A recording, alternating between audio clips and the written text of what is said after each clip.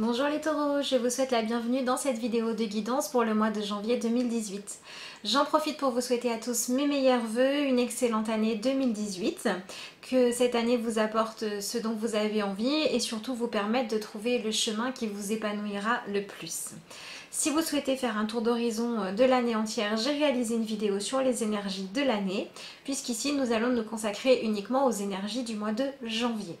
Alors, j'ai réalisé votre tirage avec Amour universel de Tony Carmine Salerno.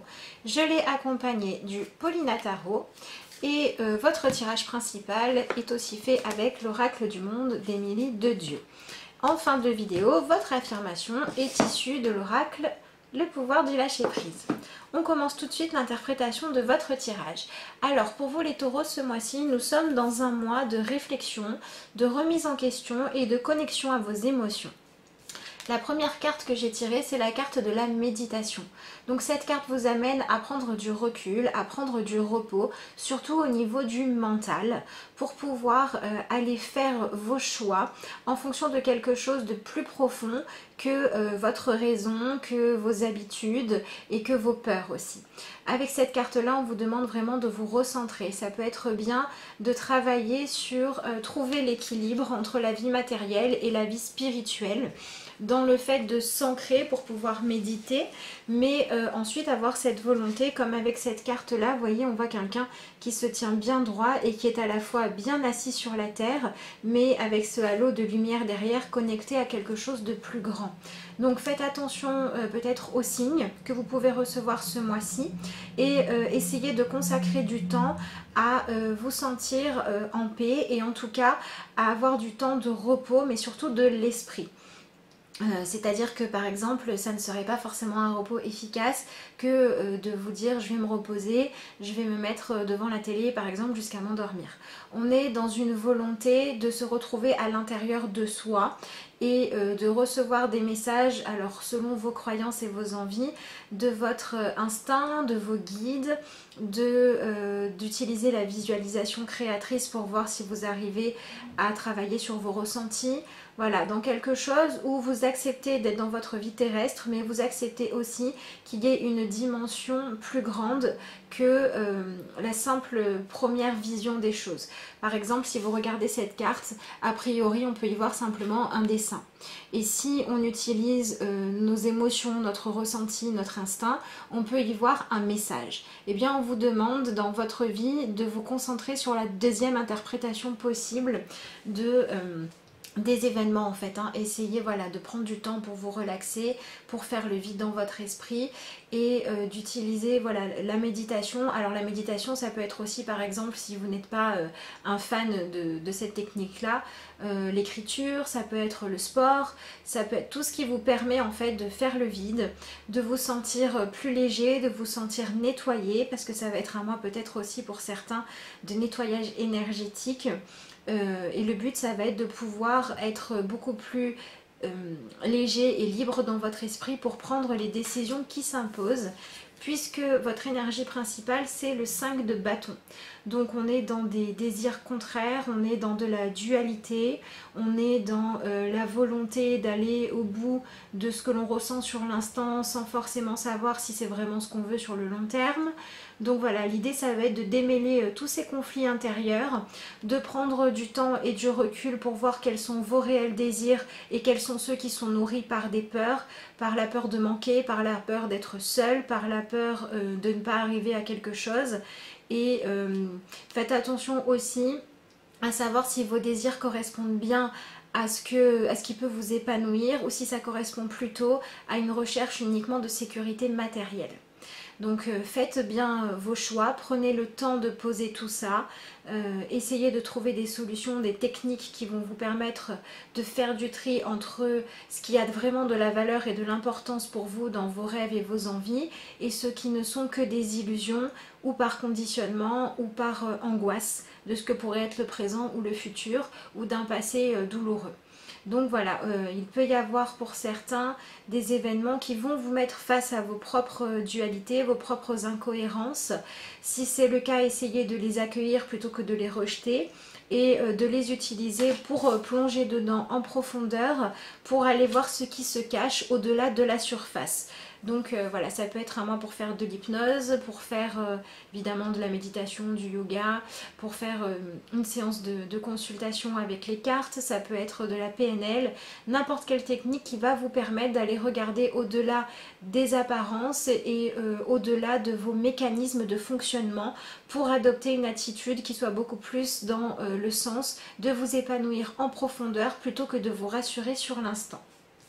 Donc si jamais il y a des événements un petit peu troublants, des prises de décision d'autres personnes, des gens qui cherchent à vous mettre en conflit, des personnes qui cherchent à vous faire douter de vous-même, si on essaye de vous rabaisser, si on essaye de prouver que vos envies ne sont pas les bonnes, tout ce genre de choses, ben voilà, en le sachant, préparez-vous à utiliser ces événements-là, pas pour leur donner raison, mais pour pouvoir vous confronter à vous-même quand l'extérieur me ramène et me renvoie en miroir quelque chose de négatif, en quoi moi je crois suffisamment avec beaucoup de force et de vérité intérieure profonde pour continuer à aller dans le même sens.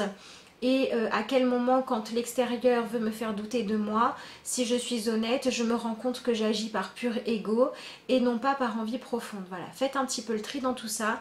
Ça va vous permettre de démarrer l'année avec des objectifs plus clairs et des objectifs qui seront beaucoup plus dans le sens de l'épanouissement sur le long terme que ce que vous aviez fait jusqu'à maintenant. Donc il se peut que par exemple dans le domaine sentimental, vous fassiez des choix qui ne vous épanouissent pas depuis longtemps. Si vous êtes confronté à des conflits et des situations dans lesquelles vous n'êtes pas bien, eh bien prenez du temps pour vous isoler, pour méditer, pour comprendre d'où vient votre blocage par exemple. Si au niveau professionnel, vous n'allez pas dans la direction dont vous avez envie, mais dans celle qui est la plus raisonnable, essayez de voir si ça résonne encore juste en vous, si ça n'est pas le moment de décider de ce que vous allez faire de votre vie professionnelle autrement. Voilà, ça peut être, ce sont des exemples, dans n'importe quel domaine, chaque personne va se retrouver confrontée à ce qu'il y a de plus important et ce qui a besoin d'être guéri pour elle, mais ça n'est que pour du positif. Puisque dans l'oracle du monde, j'ai tiré la carte de la lumière, la carte qui nous parle de la sagesse et la carte qui nous parle de l'espoir.